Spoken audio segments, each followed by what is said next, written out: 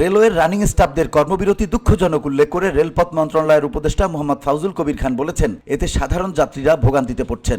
তারা কি বিষয়টা আমাদেরকে জানাবে না? হঠাৎ জানাইলে এখন আমরা কোথায় যাব? শত শত মানুষের ইমার্জেন্সি কাজ আছে, এটা তো একটা হয়রানিমূলক সমস্যা। আমাদের এই ভোগান্তিটা দেখবে কে?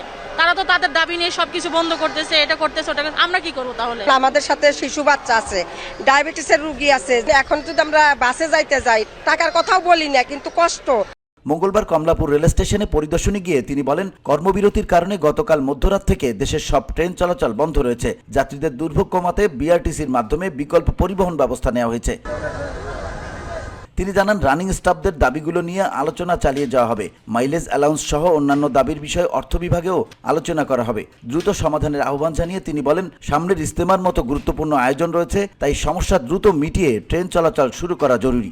দাবিগুলো কিন্তু আমরা ইতিমধ্যে রেল মন্ত্রণালয় থেকে আমরা অর্থ বিভাগে পাঠিয়েছিলাম এবং এটার কিন্তু বহুলাংশে এই দাবিগুলো পূরণ করা হয়ে গেছে। এখনও তাদের কিছু দাবি বাকি আছে। এটা নিয়ে আলোচনা হতে পারে, কিন্তু এটা যদি রেল বন্ধ করতে পারে, রেল বন্ধ করা তো রেল তো কারো ব্যক্তিগত সম্পত্তি না। দুঃখজনক যে এতগুলো যাত্রীকে জিম্মি করে এই ধরনের একটা কর্মসূচি দেওয়া। VOD Bangla news desk.